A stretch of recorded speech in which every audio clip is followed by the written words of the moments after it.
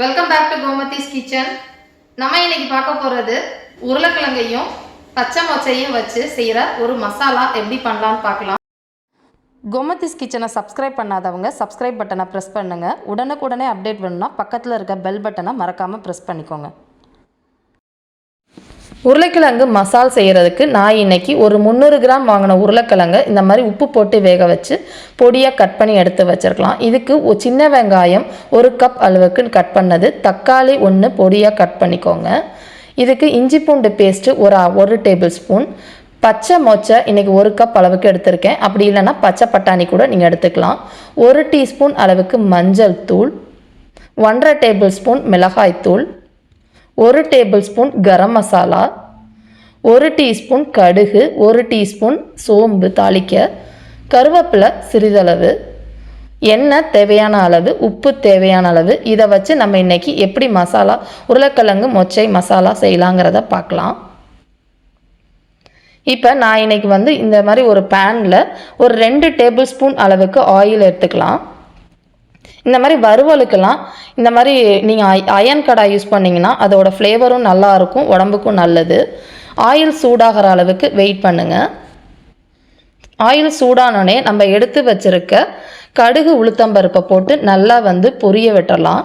அது நல்லா இந்த மாதிரி பொரிஞ்சாதான் அது நல்ல ஒரு ஃப்ளேவர் கொடுக்கும் நமக்கு. அதனால் நல்லா பொரியட்டும். இது பொரிஞ்சோனையே நம்ம எடுத்து வச்சுருக்க கருவேப்பிலையும் போட்டு நல்லா பொரிய விட்டுறலாம். கருவேப்பிலை அதிகமாக சேர்த்திங்கன்னா ரொம்ப நல்லா வாசனை அடிக்கும். நான் நிறையா சேர்த்துக்கலாம். இப்போ நம்ம கட் பண்ணி வச்சுருக்க வெங்காயத்தையும் போட்டு நல்லா ஓரளவு சாஃப்டாகிற அளவுக்கு வதக்கிக்கலாம். பெரிய வெங்காயம் கூட நீங்கள் ஒரு வெங்காயத்தை இந்த மாதிரி நறுக்கி யூஸ் பண்ணிக்கோங்க. இப்போ இதில் கொஞ்சம் போல் உப்பு ஆட் பண்ணி வதக்கணும் அப்படின்னா சீக்கிரமாக வதங்கிடும். அதனால் நான் கொஞ்சமாக உப்பு போட்டு வதக்கிக்கிறேன். பார்த்தீங்கன்னா இந்த அளவுக்கு வதங்கினா போதும். இதில் இப்போ நம்ம எடுத்து வச்சுருக்க இஞ்சி பூண்டு பேஸ்ட்டையும் போட்டு நல்லா அதோட பச்சை வாசனை போகிற அளவுக்கு நல்லா வதக்கி விட்டுருங்க.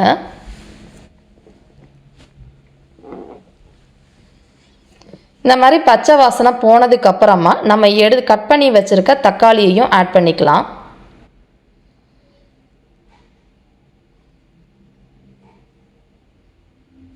தக்காளியை நல்லா பேஸ்ட் மாதிரி வதங்கணும்.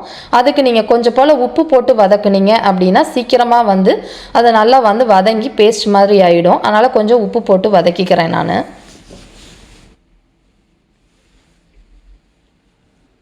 பார்த்தீங்கன்னா இந்த அளவுக்கு நமக்கு வதங்கி இருக்கணும்.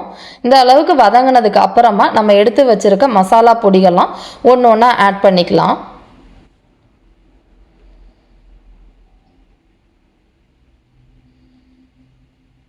இந்த மாதிரி இருக்கணும்.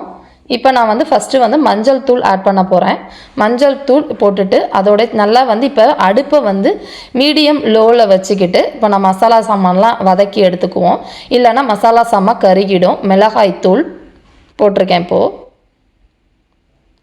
கரம் மசாலாவையும் போட்டுருவோம். இப்போ போட்டுட்டு இது எல்லாமே இந்த பேஸ்ட்லேயே தக்காளி வெங்காய பேஸ்ட்லேயே நல்லா வதக்கி இந்த அளவுக்கு எண்ணெய் பிரிகிற அளவுக்கு வதக்கி விட்டுருங்க. அதுக்கப்புறமா ஒரு கப் அளவுக்கு தண்ணி ஊற்றிக்கலாம். தண்ணி ஊற்றி நல்லா கொதிக்க விடுங்க.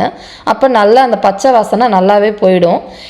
இதோடையே நம்ம இப்போ எடுத்து வச்சுருக்க பச்சை மொச்சையும் போட்டு நல்லா கொஞ்சம் உப்பு போட்டு வதக்கினீங்க அப்படின்னா இது சீக்கிரமாக பச்சை மொச்சங்கிறனால நல்லா சீக்கிரமாக வெந்துடும்.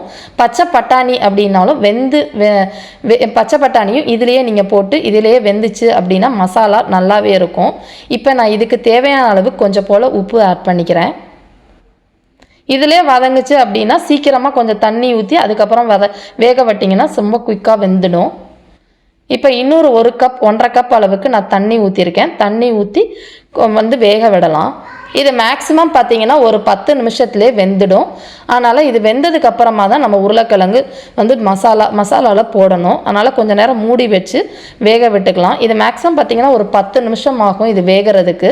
பட் 10 நிமிஷம் ஆனாலும் நீங்கள் இந்த மாதிரி அடிக்கடி ஓப்பன் பண்ணி மிக்ஸ் பண்ணி விடணும். ஃபஸ்ட்டு பார்த்தீங்கன்னா மொச்சை நல்லா ஒரு பச்சை கலரில் இருக்கும். நல்லா வெந்ததுக்கப்புறம் பார்த்தீங்கன்னா லைட் எல்லோ கலரில் மாறிடும். அதுதான் பச்சை மொச்சை வெந்திருக்கு அப்படிங்கிறதுக்கு ஒரு ஐடென்டிஃபிகேஷன். அந்த அளவுக்கு நீங்கள் மசாலாலே வேக வச்சிங்க அப்படின்னா நல்ல ஒரு ஃப்ளேவரும் வாசம், பச்சை மொச்சக்கொட்டையோட வாசம் பார்த்திங்கன்னா அவ்வளோ ஒரு நல்ல வாசனையாக இருக்கும்.